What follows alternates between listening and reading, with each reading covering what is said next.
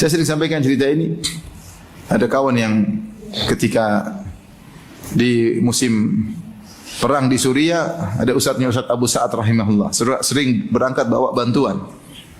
Dan Ustaz Abu Sa'ad selalu menasihati dia, kata dia, wahai fulan, kau tidak usah takut dengan senjata-senjata. Setiap peluru sudah ditakdirkan akan kena siapa. Kalau enggak ditulis namamu, kau tidak akan kena. Sehingga dia masuk kemana-mana, dia berani. Sampai satu hari, kata kawan ini, sang ustaz sedang duduk bersandar di sebuah dinding di rumah. Tiba-tiba dia merasa gelisah. Kemudian dia pergi, tiba-tiba ada bom jatuh di tempat dia duduk. Kalau belum takdir, enggak bakalan apa? Kena.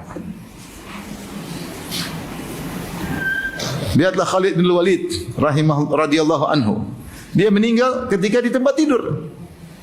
Dia bilang agar orang-orang penakut tahu kalau memang tidak waktunya mati, tidak bakalan mati. Lihatlah saya, sudah berapa peperangan saya ikuti, ternyata saya meninggal di mana? Di tempat tidur. Tubuh sudah penuh dengan luka, tidak ada satu jengkal pun kecuali ada luka. Tapi kalau waktunya enggak mati, enggak bakalan apa? Mati.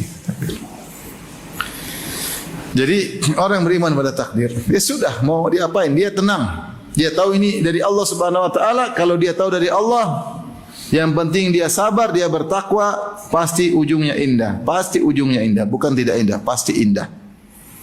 Wa ya'lamu annaha min indillah, dia tahu itu dari Allah. Fa yarda wa yusallim, kemudian ridha dan dia pasrah.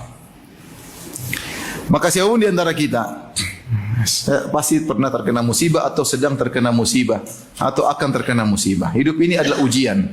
Tidak seorang pun dari kita kecuali terkena musibah. Enggak ada orang di dunia ini tanpa musibah. Semakin beriman, semakin dikasih musibah. Semakin bertakwa, semakin dikasih ujian oleh Allah Subhanahu wa taala. Kalau engkau melihat seorang sedang tertawa, yakinlah dia sedang tertawa di balik musibah.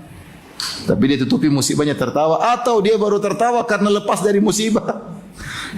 Dan dia sedang menunggu musibah yang berikutnya.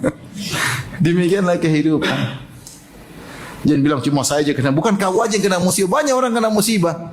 Cuma tidak semuanya ember kayak kamu. Tidak semuanya musibah dibikin apa? Status. Ya akhirnya musibah orang, ya Allah. Kalau kita dengar sebagian orang musibah luar biasa. Kok bisa kuat dia? Kok bisa tegar? Apa rahasianya? Iman dan amal soleh. Kalau orang punya iman dan amal soleh, akan Allah berikan ketenangan. Meskipun musibah berat, dia tenang menghadapinya. Kalau tidak beriman takdir, dia gelisah. Ya udah.